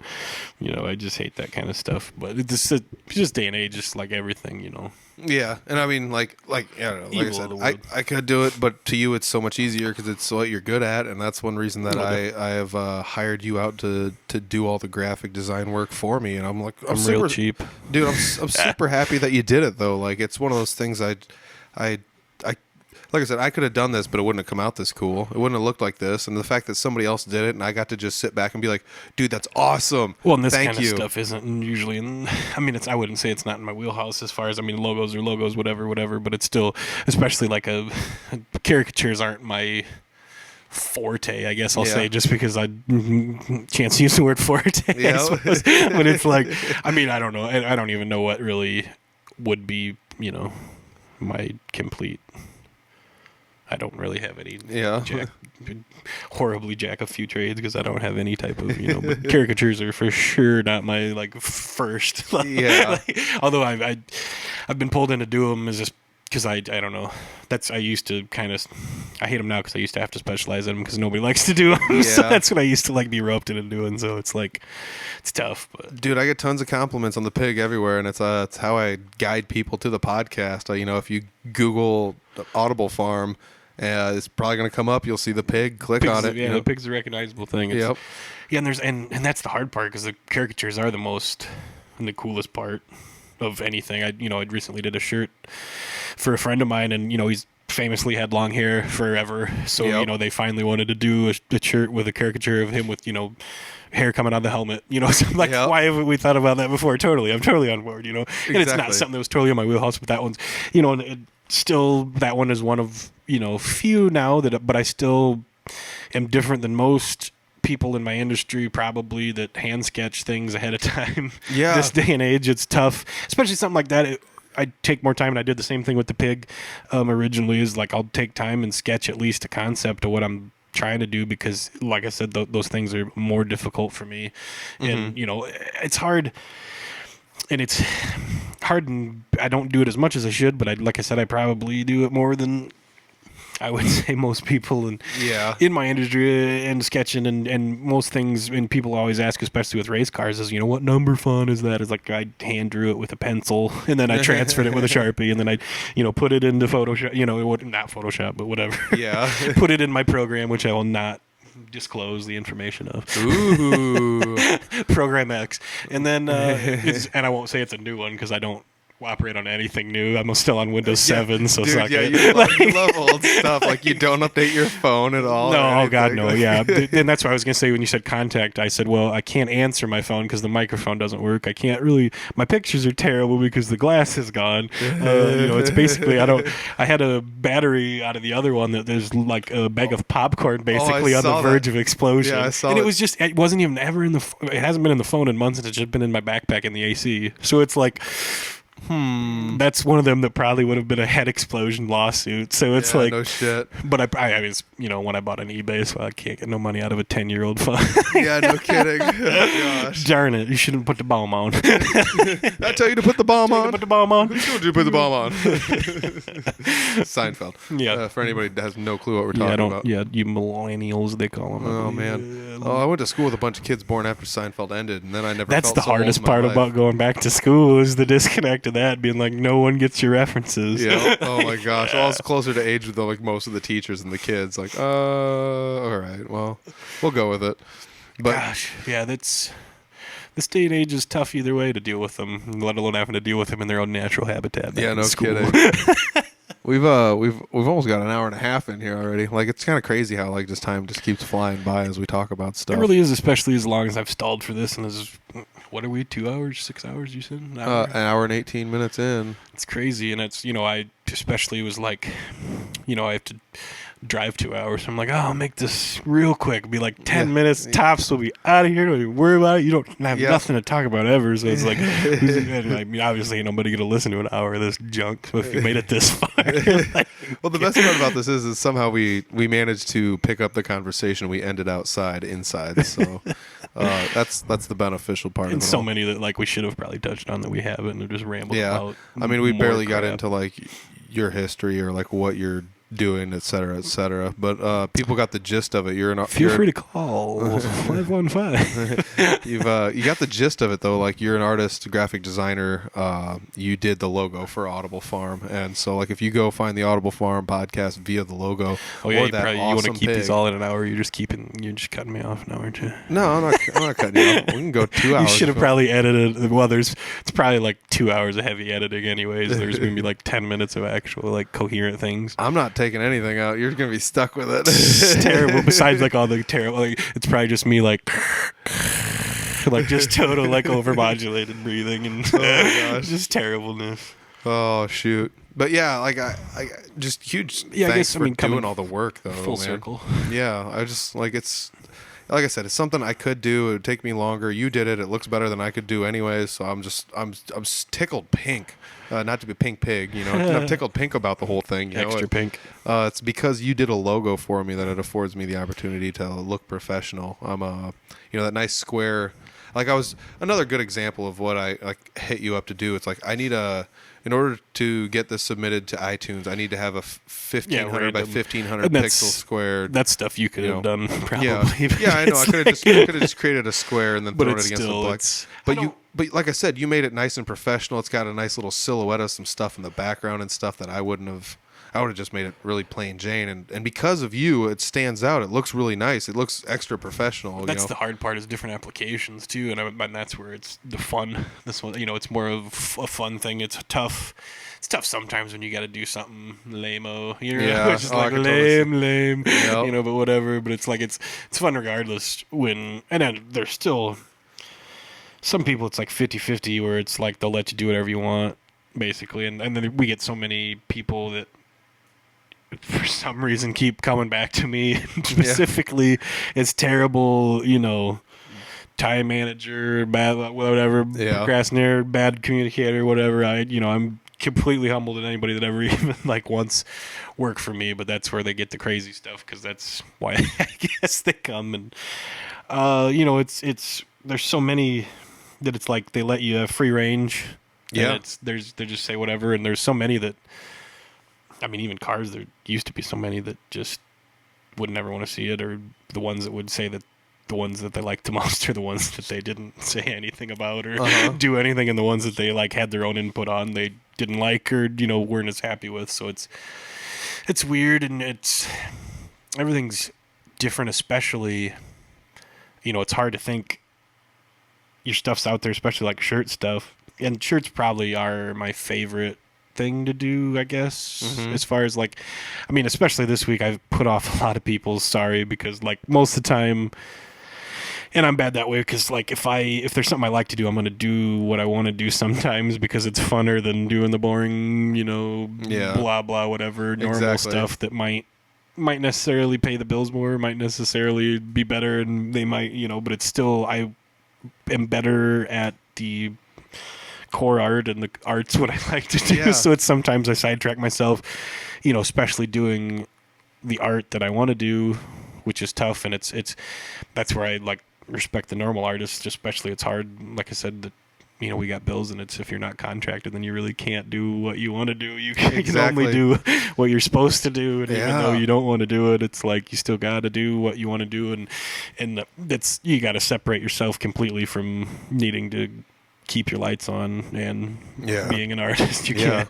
And it's especially it's hard. And I had a prime example this last week of especially artist integrity, where you just basically have to, the customer gets whatever they want, no matter how horrible you might think, in your eyes, whatever. How you would have, if you would have done it different initially, before, during, or after, they get what they want, and some you just don't want your name on, And I feel terrible for saying that, but some of them are, they don't, especially your own taste. It's something you might not want So it's like, I'll do it whatever you want, but I don't, I Yeah. don't condone it. I don't suggest it. I don't agree with it. Like, Yeah. I'll do however you want. I got a good example of that. So like I sound terrible for saying that. But, no, I totally get what you're saying. So like I was I was really good buddies with Rob Schamberger. He's the artist. He's contracted through WWE now, but before he used to have set up booths at wrestling tables and sell his art, and he had all sorts of different ones. I had bought a big painting he had done. I'd bought a couple watercolors from him, but I liked his art so much I'd always go back and buy like little That's things he would do. And one of the things he had used to do was he would take like a notebook card, like a note card type, whatever, 3x5 or something, whatever they are, and he would just doodle a wrestler on it. And like he would do that in his spare time when he was bored or whatever. He'd like go out to eat and he'd just bring one with him and doodle a wrestler. And they'd be really, really good though. And so I ended up like one of them caught my eye so much. those would that be was the like, ones that I would want. that was like the I have to have this. And he was like, dude, I can paint you a better one than that if you want. Because to him it was just something about the simplicity of Bingo. the moment that he did it in. Bingo. Is what I want. And that's kind of what you're saying, where it's just like he's just like, I could have done something so much quote unquote better. Yeah, even that, but, like professional or whatever. but, you yeah, want but to me, I'm the customer, and I wanted the doodle, so I got the doodle, and it's, and in the long runs, I mean, especially with art, that's the thing. Like, I'm sure like the original crappy sketch of Mickey Mouse is the one that went for the most. You know what I mean? yeah, Like, the one on a cocktail napkin or whatever. It's exactly. I do still have all of my art by him, and some of it's a high quality framed and sitting. And in that's the where walls even and stuff. now I still keep the random sketches of doodles and numbers, and I have books full of hundreds of numbers, and the most common numbers are 2s and 5s, and so I just have pages and pages of 2s and 5s and 7s, and it just looks weird to most people, but it's like most of them I got them for a rainy day or can use them, and that's where this last week one it's like I did a complete custom number and that kind of stuff, and did what I would have done because you came to me. I don't know you from Adam, and you came to me, so I did exactly what I would have done and did a you have a unique custom number that no one's ever had before, and that's the hard part of this day and age of the industry I'm in, is you can buy most everything online and pre-made. Yep. And it just pains me. It's the most, and I got friends that contribute to it, more power to them, and there's a lot of different companies out there, and I just will never, like, I don't care, and I do, and even now I'll do things where I'll leave things not perfect because I know that I did them, because I want you to know that they're done and they're not bought. Because exactly. I don't buy art, I don't buy clip, I don't do none of that. Well, I was like, you're talking about illustrations, clip art, that kind of stuff is just like I don't believe in it. I don't like and there's certain places where clip art does work, different stuff, but it's like most of the stuff is all pre-made, especially numbers, and then you got well, yeah, you I'm have sure the there's same number as 20 other I'm sure there's like an internet hard. Walmart where you can go buy a box of like this is 400 different 2s, there's something like that. just like people using pre-made beats and beat Okay. drums and I got what auto you're saying. tune, Yeah. and it's that kind of stuff where there's certain crushes and certain things, and certain of there's tools that pedals and everything. I would say I use things like pedals that manipulate and work well, but there's things like people that buy full on beats and stuff, it's like there's that kind of stuff too, where it's like I don't believe in it, you know what I mean? Like I will make it look inferior and look crappier than everyone's, just because I would rather make it mine than make it look perfect or look better. And then there's especially cars, there's certainly millions of illustrators better than me, but there's still something about, I would rather 100% all the time have my crappy stuff out there than buy someone else's to use. Yeah. No matter what. It's just my personal integrity. I don't believe it, and that's where it's hard. It's hard in the industry because there's so much of that out there, and there's so many shops that look better because it's good looking stuff for the most part, to the masses, I would say. Yeah. Where it's like, and now it's like you got to set yourself apart, and it's even harder to have, imposter kind of stuff, where it's like it's hard to be built not bought, made not paid, that kind of stuff, where it's like there's something about it. And like I said, I mean, I'm not the best, and I certainly will never be, but I would rather never be the best and not be that way and have my own peace of mind ever. You know what I mean? But I totally get what you're saying. So, like in the music scene, Oh, yeah, like back in the day, the studio time was expensive, yada yada yada. Some people couldn't afford it or sample whatever. it up. So, what people would do back in the day is like every now and then they'd record something, start to finish, and be like, I messed up one note in the middle, but they would, whatever, they'll leave it, or they'll have somebody singing, and there's like a slight imperfection in his voice, and now they're like, well, we'll just digitize that and auto tune it out and call it good. And that's something you're, like you said, you're steering away from. Those little bitty imperfections, even if somebody else wouldn't notice them. Yeah, You'll notice them. Keep it in, but just to know that it is not just made by a computer, generated out that way. There's so many, and I used to, even over the years, digitally, I used to fix all those things, but now I leave them. Just because my own satisfaction, and I used to not be able to leave them. I'd have to correct, even crossed over lines or something weird, or just uneven stuff, or stuff that isn't completely 100% perfect, because there's also a weird stigma of digital stuff versus I'll say analog, whatever, on your paper, whatever. But there's also the new age of stuff coming that's tablets, which is even worse, because there's really and they're better now because most of the time you can actually draw on the screen, because I've used a few before where it's tough because it's a disconnect of drawing on a pad looking at a screen. You know what I mean, where it's a total disconnect. But there's a few of those, but people just think it's grabbing lines, and those things are tough to do either way, but it's different, totally different between that and digital. And I use I'm so nonconformist different anyways. I use different tools than most people use, and most people especially like the line tools I use, most people can't. They use a pen tool because the Bezier curve is horribly difficult to learn, and it takes a long time to learn it, and people don't like it, so they always use the pen tool, and I can't. I'm totally opposite with everything. Even that is just everything old school.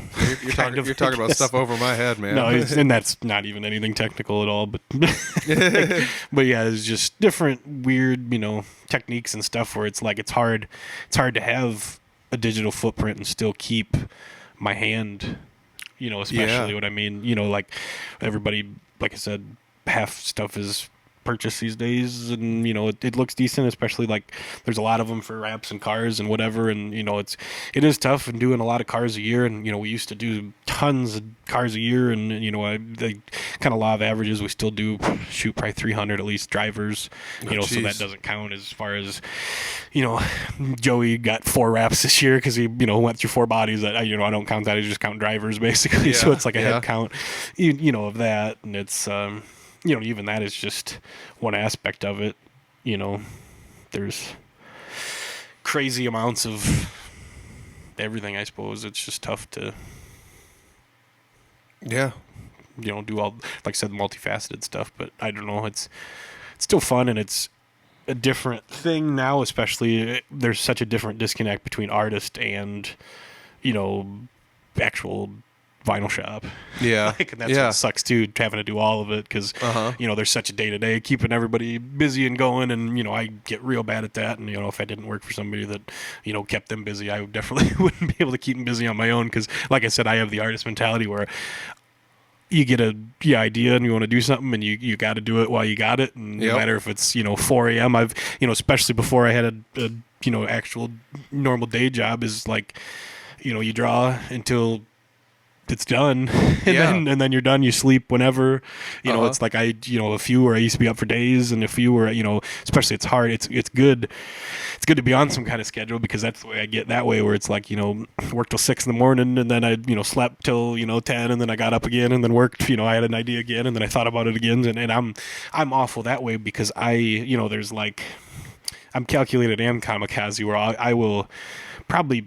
I don't know especially offhand, but I'm sure there is other people that I will literally, like, I can stare something to death. Like, I'll take pictures of everything, progression of things on my phone, and I will nitpick all night, all day, and know what I could have done better or done different. And some are current, and some I do different, and some I don't anymore, but I should really stop putting things on my walls because all I'll do is sit there and stare. Oh, yeah, at my because yeah. I used to just put up my own stuff and stare, and every day, and there's still just stuff that I randomly don't put up on purpose for that way, but I still, no matter what it is, I completely study everything about how it could be better for next time. I'm never ever satisfied from what I've ever done in my past ever, and every job, the next one's better no matter what, and I'm never satisfied with anything. I feel a lot of that, and especially with like social media being like 8 years ago you did this, and like almost everyone is just like, ugh. That crap. Well, and especially like I'm the worst that way, where it's like, God, I can't even believe that like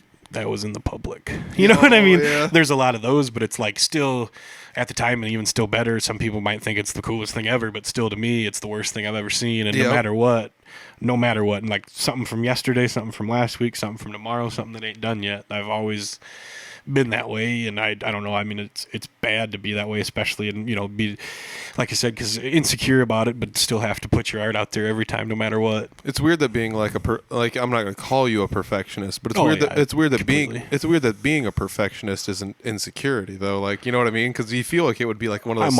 I'm all of them though, so I don't know if that even this isn't a normal thing, anyways. Because I don't know if anybody can be a double of either of those things. Yeah. You know what I mean? So I don't know if it's just a weird. There's only one, there might be better than me and there might be worse than me, but there ain't nobody like me. Like, yeah, exactly. Like there ain't nobody like me.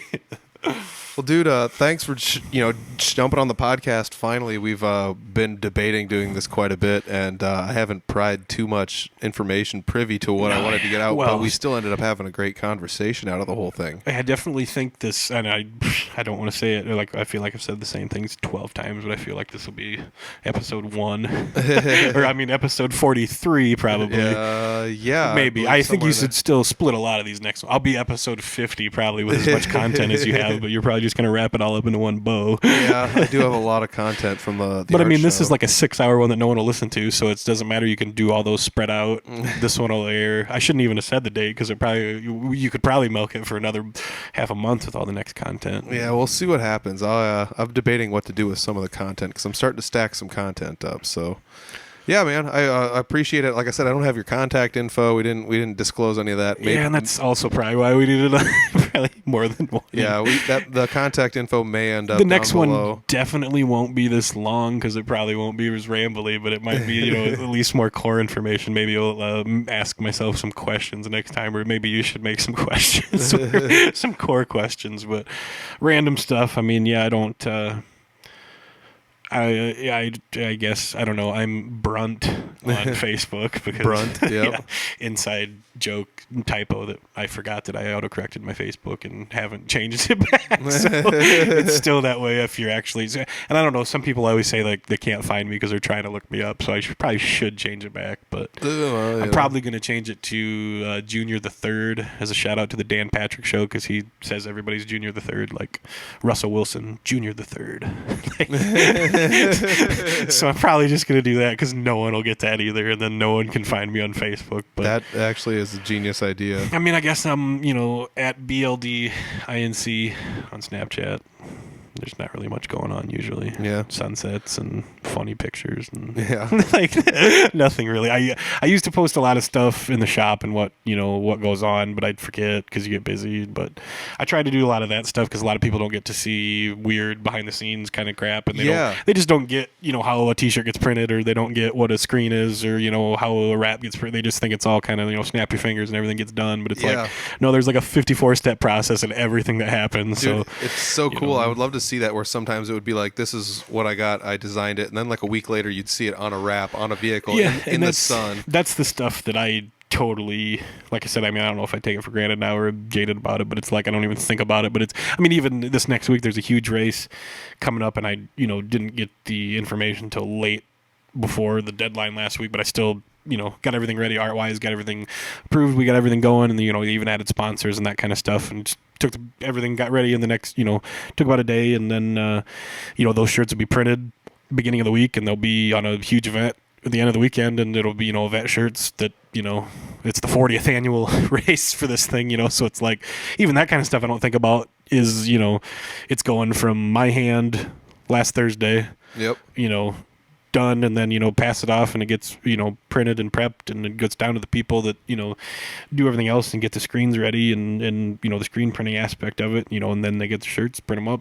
And then those will be sold and on the backs of everybody at the event. It's like, exactly. It's hard to think about that stuff too. And I'm, definitely fortunate enough to do a lot of as many event t-shirts as I can. And this year has been shirts are tough with a lot of stuff because it's not something a lot of people get every year because it is a big expense. So sometimes it's an every other year. And, sometimes it's a feast or famine where it's tough and you got to kind of strike where they're hot. And like last year, I bet, I probably did, I don't know what it was, around 40, 50 different, as far as shirts, event shirts, a lot of, chassis builder shirts, fortunate to do a lot of racer shirts, this, that, and the other, different types of shirts. And, it's hard because, like I said, they're an expense. So a lot of local guys every other year or whatever, they don't, get, some or get as many. And a lot of guys have a bigger fan base and some more than others. And we don't get as, many back and forth event shirts, but it's, I've been very fortunate to do, especially for the Super Nationals, I do, usually an average of 4+ of those shirts, which is kind of crazy if you think about, that's especially really cool. for I don't even know, it's one of the biggest racing events in the country for, especially, and it's just crazy to think that, any one person does more than one, but I'm just been so privileged the last lots of years, 5, I don't know, somewhere around there to do most of them, the bigger ones, and we've done the bigger ones the last couple of years, and they've kind of, liked it and entrusted us and wanted to do, they sold more of them than they ever had, a few of them, so they, it's kind of an honor to that they want, the same style back as far as that goes, and, even this year, they're giving me a little more free range, and, I got everything kind of wrapped up early, so I'm hoping to get everything approved and get everything going. But that's it's a big chunk because those will be, I don't even remember count wise, but it's a lot of shirts. Yeah, dude. Like it ends up printing. I mean, it's a lot of shirts total, and we do a lot of shirts for bigger companies and that kind of stuff that I don't really think about either. Because even a company like Performance Bodies is a retailer out of Cedar Falls that sells tons of parts and body parts and all that kind of stuff. And we've been basically their sole shirt supplier for the last since 2010. There's a lot of that stuff that I don't even really think about just because it's so second nature with everything. And I've been so fortunate that way to do a lot of that. And a lot of my illustrations have been on those. And I don't think about because it's one of them places where they give away shirts with everybody, so you see them absolutely everywhere. And it's that's one thing that I do still like, and I don't. I mean, I still am a little numb too because I don't really think about it. But then when I see a shirt every now and then, standing at a track, and I admit I don't get to the track as much as I used to and should because it's very expensive to do. And it's dude. You get burnt out off that for a while. But I need to get back and make face with everybody. But it's a grind, man. Like every week, the races go on without you, and that's where it's like, man, I've had a lot of leisure time where it's like they just keep on spinning. I can't believe those guys are dedicated every day. Going out. Basically, you can race about every night of the week, and there's so many tracks, and that's where I got to get back out to and talking to everybody. But it's still crazy to see, even like I said, at an event like this weekend that people will be buying the shirts for the event. It's just like going to a concert or something. You're buying a concert shirt. It's crazy because there is those type of people that's what they go there for, to get the shirt. Like they get them every time, and you don't think about it. And those are the people that I got to think about because they buy them every year. So I got to make them look different, polar opposite every year, and that's where it does. It's hard, especially with some guys, that keep the same colors every year, and you got to make something, make green, black, and yellow look, or whatever look different 10 years in a row, 10 different times. You got to make everything different, and that's the hardest part, and that's where you get burnt out. And especially a guy like me, like I said earlier, where I try to make everybody unique, everything unique, every single thing custom done, unique to yourself. So why would you want to pull up and have the same thing? Why would you want to see anything the same next to you? And I don't know, it's a weird this day and age where people are acceptable about that, but I don't like it. So. I totally get it, man. It's like the mass-produced stuff, the cookie cutter, it's just, there's the convenience factor. There's something unappealing about the convenience factor of all that stuff. Yeah, it's crazy. Yeah, man. Like every time we start to wind this thing down, we add another 20 minutes. Well, I know, and then I look up the clock, oh man, and it's like now it's like another 30 minutes of crap people will have to listen to if they want to listen to the. Apologies for everybody who possibly listen to this, the 12 people. All right. But Well, let's do it this time. officially end it. Yeah, Like, let's end it this time. Cause episode like 1 of 70, take 74. Because like you said, you got a long drive home. So thanks for stopping by into the basement here, do a little podcast with me. I'll snap a selfie with you afterwards, and we'll see what it ends up looking like. Not likely. Yeah, we're gonna do it. I'll let you. By maybe like backwards. I'll tell you what. Back of my head. Let's do it. Yeah, I'm in. You will see my bottom. Yeah, I don't. I mean, shoot. I don't. I guess I should. Radio's better than if this was like a video, because then I would be blurred. I would like be wearing a blanket just to like be Mr. X about it, like a non-disclosure. But yeah. Yeah, man. All right, man. Well, thanks so much. I really appreciate it. Thanks. Yeah. Well, yeah. What a fun way to end it with a good laugh. Brent's going to be sadly missed by many, not just here at Audible Farm. For those that don't know, I mean, he was huge in the racing world. We talked a little bit about that in the podcast. The guy was brilliant. He was great. He's a great person. And I'm, like I said, I'm not kidding when I said that he's going to be missed by, a lot of people. It was wild to see the outpouring of support. I never once heard anybody say a bad thing about him, and I never once heard him say a bad thing about anyone else. And, it's people like that strive to make, me a better person on my own. So hats off to people like him. There's not many people that were as kind-hearted and generous and willing to help out like he was. So hats off. I really gonna miss him. He's gonna be sadly missed by a lot of people. So thank you very much, Brent, for everything you did. I really, really do appreciate it. I re-listened to this episode this last week with a lot of the other people that re-listened to it, and it was really good to hear his voice and hear him laughing, because that's pretty much all he ever did, was just make jokes about stuff and laugh. I mean, we'd sit down and talk about all sorts of wild stuff. We listened to a lot of the same types of podcasts and watched a lot of the same, like, retro sitcoms and just all sorts of goofy stuff like that we had in common that I don't necessarily have in common with a whole lot of other people. So it does kind of suck to lose, somebody that you had such good conversational rapport with. So it'll be sad. It'll be sad to see him go. And thank you, everybody, for listening. I really, really do appreciate people that tuned into this for the first time and kind of got to know Brent. He was such a fun guy and such a good person. So, thank you guys very much. If you guys are looking for any of the Audible Farm merch, the link is down below. All that stuff has Brent's graphic design work all over it. The t-shirts, the new t-shirts, he designed that logo by hand. He didn't just download some retro font to make it look like the logo that it does. I'm kind of trying to, I don't know. If anybody's seen the new t-shirts, they are like a pro wrestling style themed rip-off of a logo.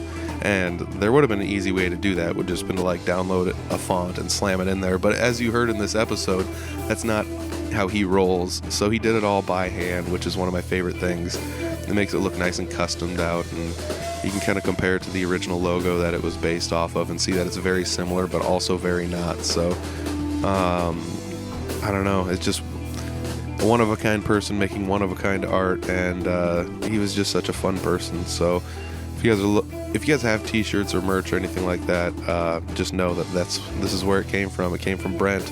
It was his brainchild, and he's been with me since day one, since before the Audible Farm was a podcast. It used to just be a place where I would record artists live and post their sets online on the YouTube channel, which there are still all of those available online on the YouTube channel. And so he created the original logos for that, as well as when I decided I was going to start doing a podcast, he did those. He was even the person that supplied me with some of the high-quality decals that I have. So if you have some of those high-end decals, or if you were a guest and I wrote you a little note on the back of a large sticker, that's where that came from. It came from Brent. So hats off to him, doing all the work that he did for us over the years, and he's going to be sadly missed. So thank you, Brent. Thank you, everybody, for listening, and I will be out of here for this week. For everybody that's a Patreon subscriber, I apologize. This episode was recorded before we did video, so there's no Patreon episode for this, unfortunately, but that's just kind of the way the cookie crumbles here. So thank you guys very much for listening. I really do appreciate it. And thank you, Brent, for all you've done for Audible Farm and everyone else in your life. Appreciate it. We'll check you guys next week. Peace.